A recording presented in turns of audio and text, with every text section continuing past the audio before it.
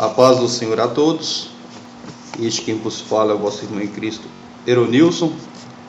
E nós estamos, mais uma vez, aqui em uma exposição bíblica do Evangelho de Jesus, que escreveu Mateus, no capítulo de número 28, do verso de número 16 ao 20. Fala sobre a aparição de Jesus aos seus discípulos na Galileia. E os 11 discípulos partiram para a Galileia, para o monte que Jesus lhes tinha designado, e quando o viram, o adoraram, mas alguns duvidaram.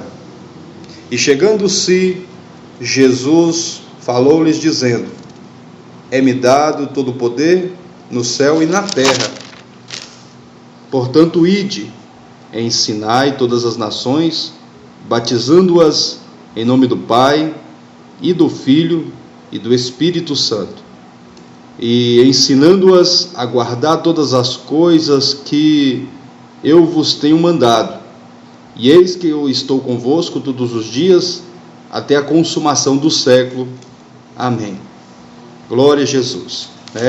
Esta é uma palavra de despertamento, onde também fala sobre o chamado de Jesus aos 11, a incumbência e a missão deles de seguir o ID do Evangelho, levar o Evangelho a toda criatura.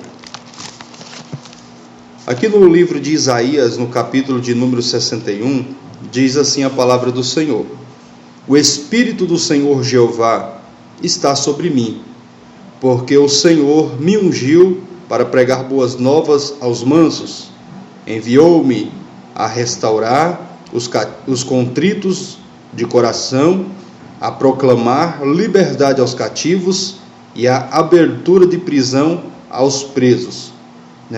Então, o Espírito do Senhor Jeová é sobre mim.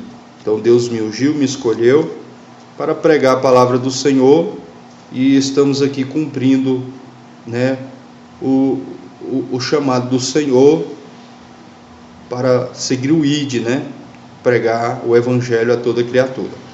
Amém? E voltando aqui ao texto, nós lemos aqui, Jesus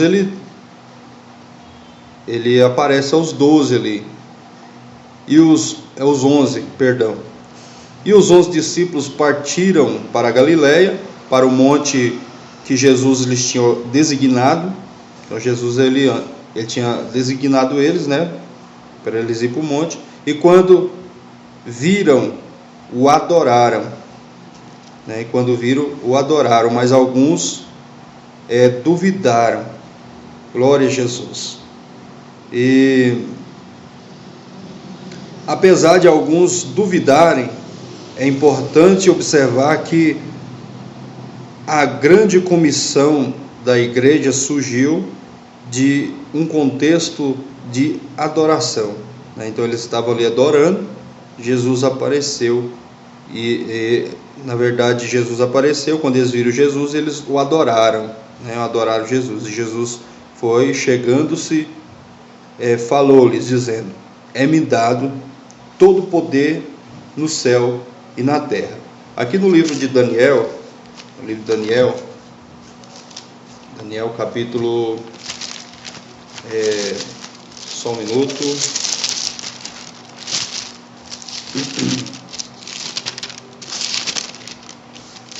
Daniel capítulo de número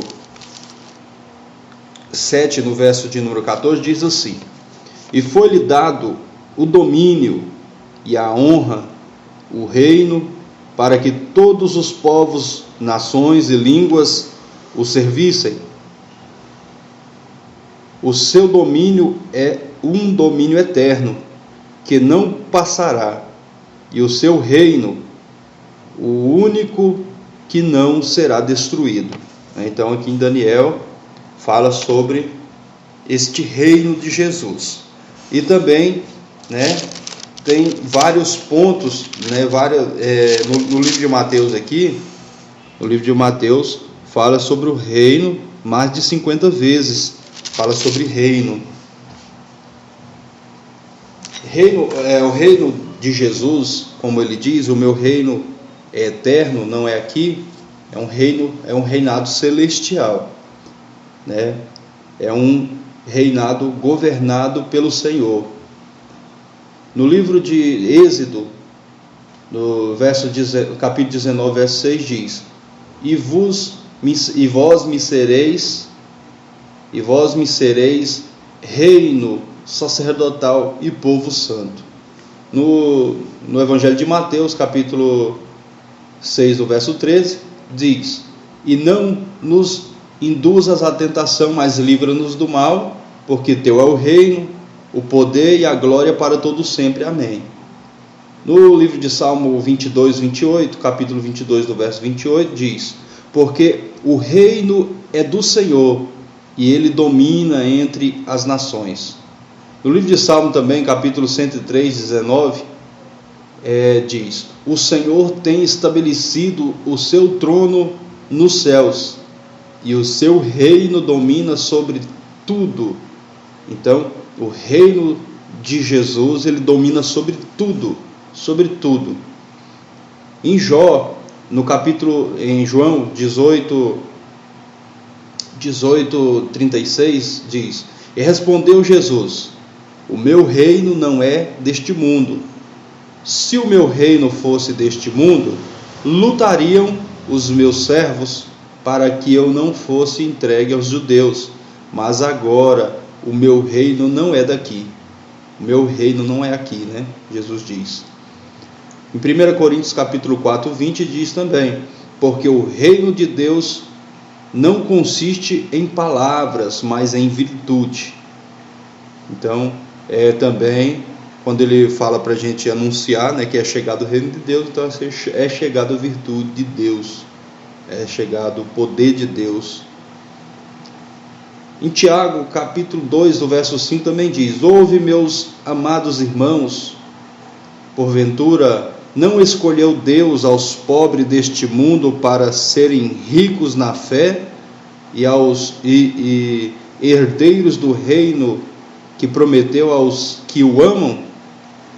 Então, aqui em Tiago fala que Deus escolheu, né, os pobres deste mundo para serem ricos na fé e herdeiros do reino da promessa. Amém? Apocalipse 12, 15 também diz: E tocou o sétimo anjo a trombeta, e houve no céu grandes vozes que diziam: Os reinos do mundo vieram a ser de nosso Senhor e do Cristo, e ele reinará para todo sempre. Amém. Né? Então aqui reinar fala de governar, né? Fala de governar, um governo soberano. Ele ter o poder e o domínio sobre todo o reinado no céu e na terra. Em Salmos 47, 8 também diz: Deus reina sobre as nações, Deus se assenta sobre o trono da sua santidade. Amém? Então Jesus, quando ele diz ali: me dado todo o poder nos céus e na terra, né, ele está ali recebendo a sua promessa. Jesus, ele foi enviado, né, em uma missão, ele cumpriu a missão e ali ele recebeu a sua recompensa, né? Então glória a Jesus. Aí Jesus vai e continua dizendo: portanto ide, ensinai todas as nações, batizando-as em nome do Pai, do Filho e do Espírito Santo. Então aqui no verso 19, enquanto o ministério de Jesus foi para Israel, a proclamação e adesão à sua autoridade estende-se a todas as nações. Ou seja, enquanto o ministério de Jesus foi para Israel, a proclamação e adesão à sua autoridade estende-se a todas as nações. Os discípulos devem reconhecer abertamente sua lealdade a Cristo através da água do batismo que é ministrada sob a autoridade de Deus. Então ali, quando nós pregamos, ensinando, né, que tem que ser batizado em nome do Pai, do Filho e do Espírito Santo. Aqui a Bíblia fala que aquele que não for batizado não será salvo, aquele que for batizado em nome do Pai, do Filho e do Espírito Santo será salvo. Então, aqui nós estamos seguindo o ID, né? O ID fala de uma missão. Então, Jesus ele nos chamou como missionários, né, para levar o ID do Evangelho. É uma missão, né? A missão que é o dever a cumprir, né? É um dever, é uma obrigação nossa de cumprir, né, essa palavra do Senhor. Glória a Jesus. E aqui a origem da palavra missão vem de míssil, que significa enviado, né? Então a missão é ser enviado para um propósito, para um alvo, né, específico.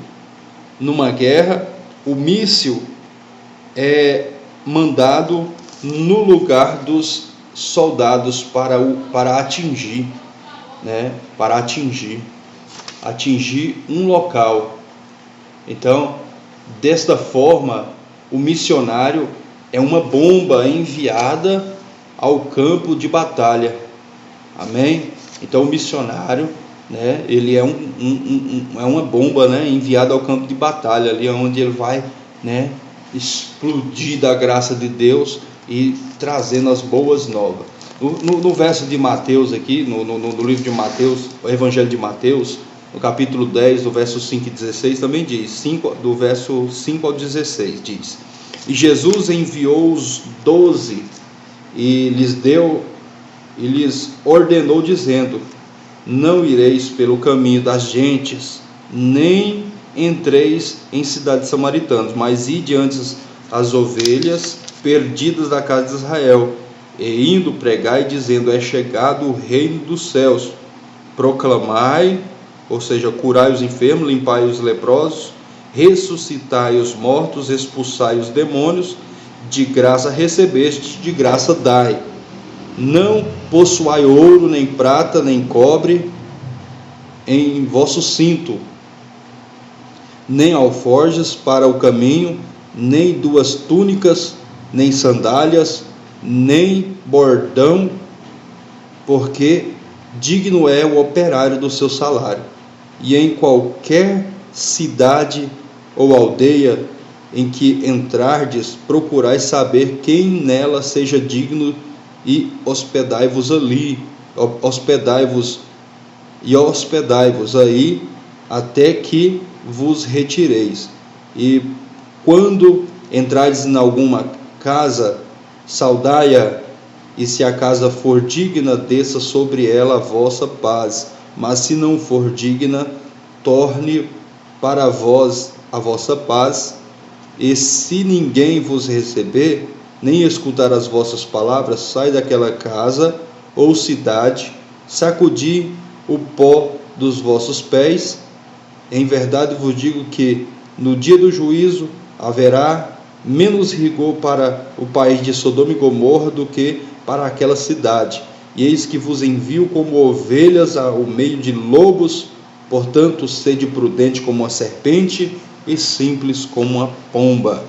Aleluia, Jesus, né? Então aqui nós vemos que antes de Jesus ele ser entregue, ele deu a missão aos 12. Na época era os 12, né, que Judas ainda não havia traído Jesus. Então ali eles foi e fez a obra do Senhor. Até quando eles voltaram alegres, dizendo: Jesus, nós nos alegramos porque em teu nome expulsamos demônio, em teu nome curamos enfermos. Jesus ainda advertiu eles, dizendo: não vos alegrei por isso, antes vos alegrai pelo vosso nome está escrito no livro da vida, né? Então é importante. Muitas pessoas se exaltam, né, pelo que fez, porque prega bom, porque prega bem, porque Deus usa e cura, né? Então Jesus ele adverte, dizendo: não vos alegrei por isso, antes vos alegrai, porque o vosso nome está escrito no livro da vida. Glória a Jesus, né? Então aqui no verso 20 diz também: e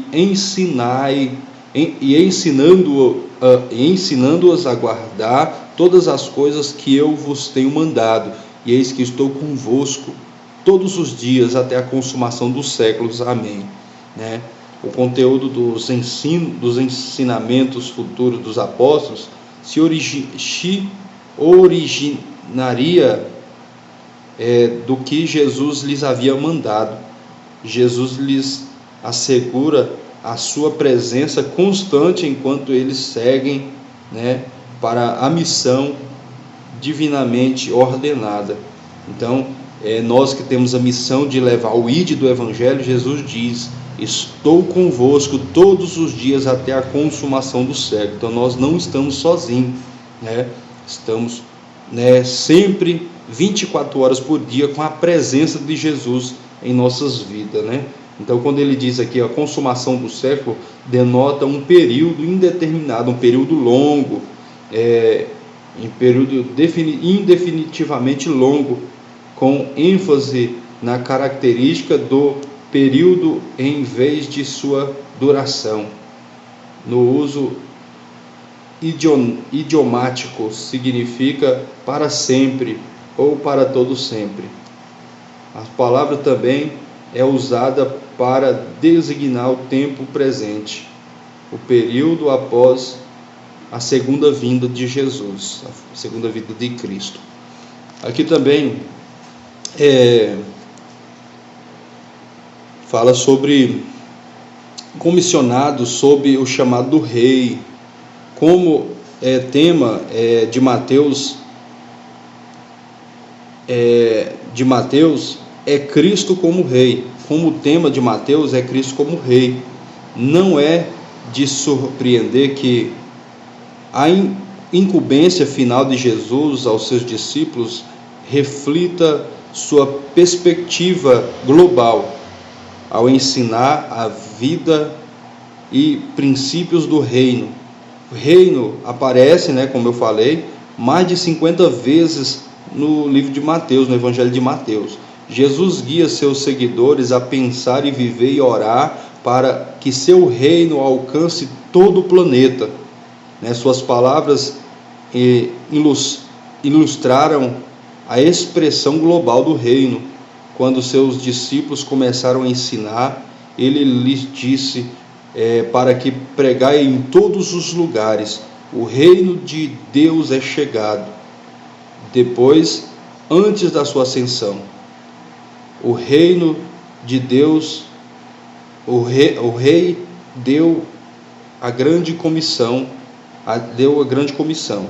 Então, Jesus ele deu essa comissão, essa missão, né, para os seus apóstolos, para os seus discípulos. Então nós temos essa missão de pregar a palavra do Senhor, de seguir o ide do Evangelho. Aqui ele diz: pregai, portanto ide, ensinai todas as nações. Não está dizendo para você pregar só dentro da igreja, não está dizendo para você pregar somente dentro do templo. Ele disse: ide por todo mundo, pregai, ensinai todas as nações. Hoje em dia tem várias formas de nós ensinarmos a palavra do Senhor, ensinarmos o Evangelho genuíno, aquele que arde em nossos corações e nos inspira a querer mudar, a querer ser melhor e a querer fazer melhor. Então a palavra de Deus, ela nos inspira a ser melhores a cada dia, porque o Espírito Santo nos convence, nos guia, nos conduz,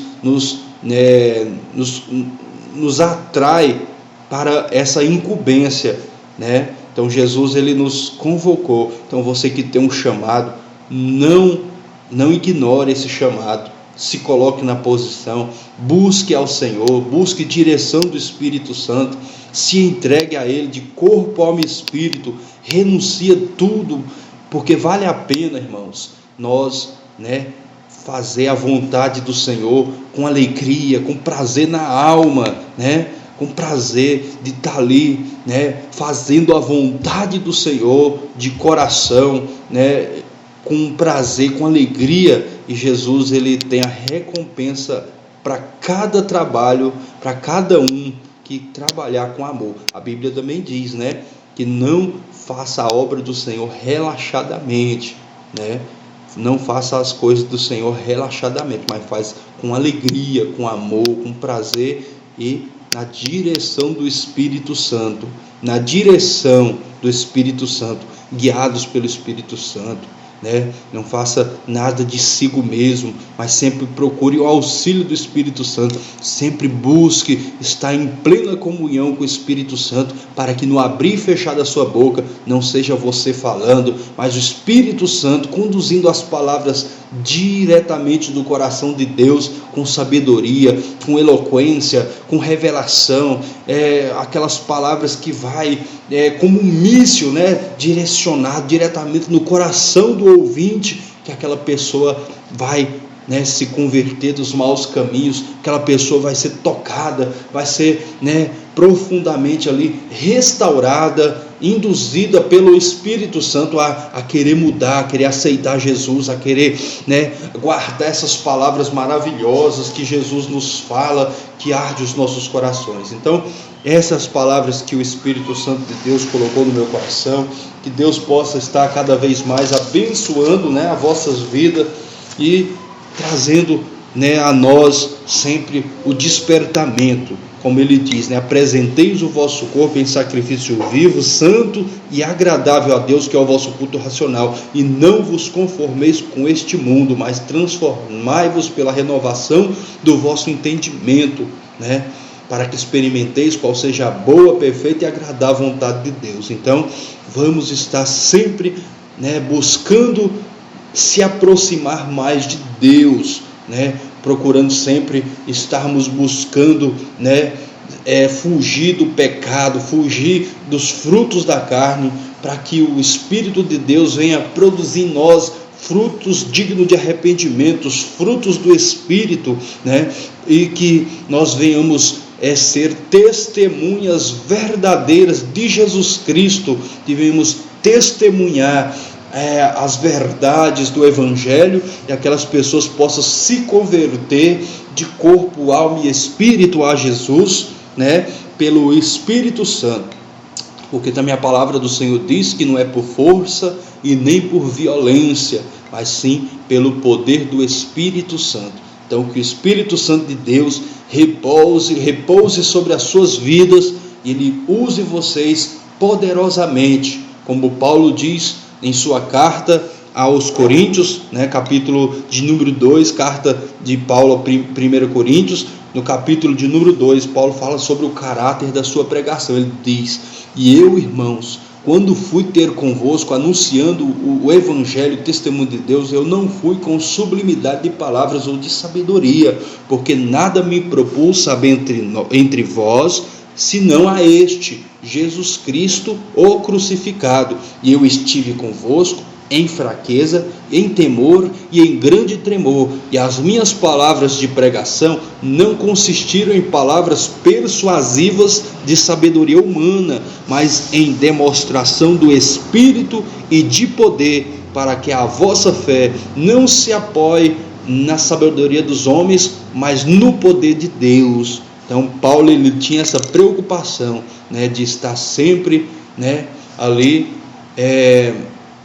falando aquilo que o Espírito de Deus quisesse que ele falasse, né? Ele era um homem conhecedor, estudado, né, um homem eloquente, mas só que ele ali dava a primazia para o Espírito Santo. Então ele dava lugar para o Espírito Santo, ele só falava aquilo que o Espírito Santo de Deus colocava nos lábios dele, né? Ele diz: eu não fui convosco com sublimidade de palavras ou de sabedoria humana, mas em demonstração do Espírito e de poder. E mais, no verso 14 e 15 diz: as coisas do Espírito de Deus para o homem natural parece loucura, porque não pode entender, porque se discerne espiritualmente, mas o espiritual, ele discerne bem tudo, e ele de ninguém é discernido. Então, irmãos, busque a sabedoria do alto, a sabedoria do Espírito Santo. Estude a Bíblia, estude, mas sempre esteja buscando a sabedoria divina, que é a pura e verdadeira. Amém? Que Deus abençoe a todos e uma ótima fim de tarde para vocês, e a paz do Senhor Jesus seja convosco.